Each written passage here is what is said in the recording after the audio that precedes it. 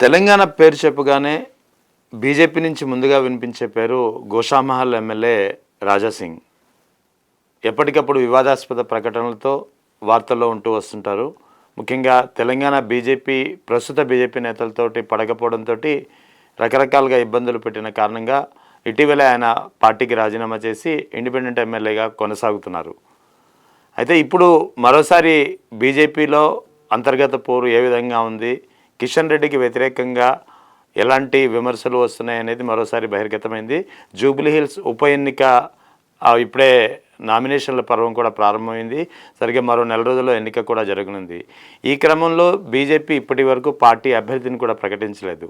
ఈ క్రమంలోనే కేంద్ర మంత్రి కిషన్ రెడ్డిపై రాజాసింగ్ మరోసారి తీవ్రమైన వ్యాఖ్యలు చేశారు. ఈ వ్యాఖ్యలు ఇప్పుడు తీవ్రమైన చర్చకు దారితీస్తున్నాయి. ఒకటే చెప్పారు, జూబ్లీహిల్స్ ప్రజలు, తెలంగాణ ప్రజలు ఈసారి జూబ్లీహిల్స్ ఉప ఎన్నికలో బీజేపీ ఎన్ని ఓట్లతో ఓడిపోతుందని చెప్పి ప్రజలు అడుగుతున్నారంటూ తీవ్ర స్వరంతో వ్యంగ్యంగా కిషన్ రెడ్డిని ప్రశ్నించడం హాట్ టాపిక్గా మారింది.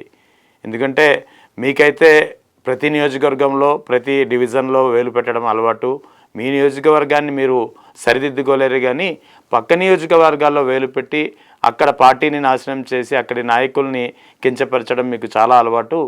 అదే పరిస్థితి నా జిల్లాలో అడుగుపెట్టి నన్ను నాశనం చేయడమే కాకుండా నన్ను పార్టీ నుంచి వెళ్ళేలా చేశారు. ఏదో రోజు ఇదే పరిస్థితి మీకు కూడా వస్తుందని చెప్పి రాజాసింగ్ కిషన్ రెడ్డికి స్పష్టమైన వార్నింగ్ ఇవ్వడం ఇప్పుడు చర్చనీయాంశంగా మారింది. ఎందుకంటే కిషన్ రెడ్డి ఇంచుమించు రాజాసింగ్ చెప్పినట్టే కిషన్ రెడ్డి ప్రతి నియోజకవర్గంలో కలుగజేసుకోవడం అలవాటు.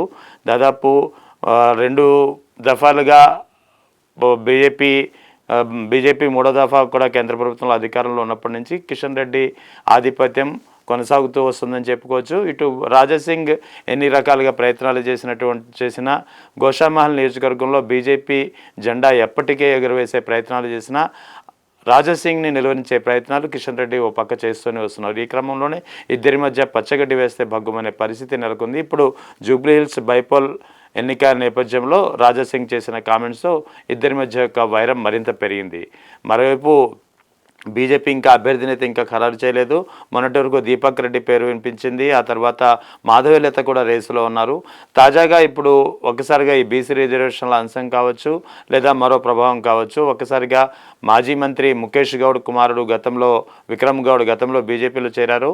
ఆయన గోషామహల్ టికెట్ ఆశించి విఫలం అవడంతో అప్పటి నుంచి పార్టీకి దూరంగా వస్తున్నారు. ఇప్పుడు హఠాత్తుగా బీజేపీ నుంచి జూబ్లీహిల్స్ బైపోల్కి ఆయన పేరు తెర మీదకి వచ్చింది. చూడాలి బీజేపీ ఎవరిని ఖరారు చేస్తుందో ఏంటో అనేది పక్కన పెడితే ద్విముఖ పోరు మాత్రం అక్కడ బీఆర్ఎస్ అభ్యర్థి మాగంటి సునీత వర్సెస్ కాంగ్రెస్ అభ్యర్థి నవీన్ యాదవ్ మధ్య ఉండబోతోంది.